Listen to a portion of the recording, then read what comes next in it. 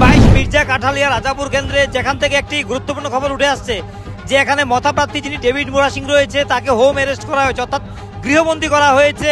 এবং আমরা পুলিশ প্রশাসনের সঙ্গে যখন কথা বলছি তখন সেখান থেকে যে বক্তব্য উঠে আসছে সে বক্তব্য থেকে কিন্তু এমন কোনো তথ্য কিন্তু আমরা পাচ্ছি না যে ওনাকে হোম অ্যারেস্ট করা হয়েছে।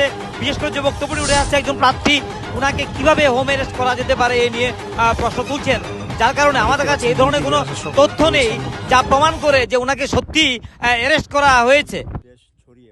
বাঙালি এবং ট্রাইবেলদের মধ্যে উস্কানিমূলক কিছু কথাবার্তা বলেছে।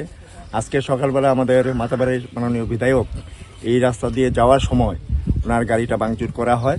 তো আমরা একটু আগে খবর পেলাম, যদিও স্থানীয়রা দাবি করছেন যে ডেভিড মোরা সিংকে সাম্প্রদায়িক হিংসা ছড়ানোর অভিযোগ এনে প্রশাসন তাকে হোম অ্যারেস্ট অর্থাৎ গৃহবন্দী করেছে।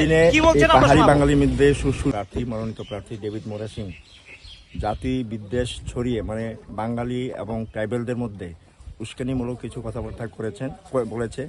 আজকে সকালবেলা আমাদের মাতাবাড়ির মাননীয় বিধায়ক এই রাস্তা দিয়ে যাওয়ার সময় ওনার গাড়িটা ভাঙচুর করা হয়। তো আমরা একটু আগে খবর পেলাম সে হোম অ্যারেস্ট হয়েছে, ডেভিড মোরা সিংকে অ্যারেস্ট করা হয়েছে।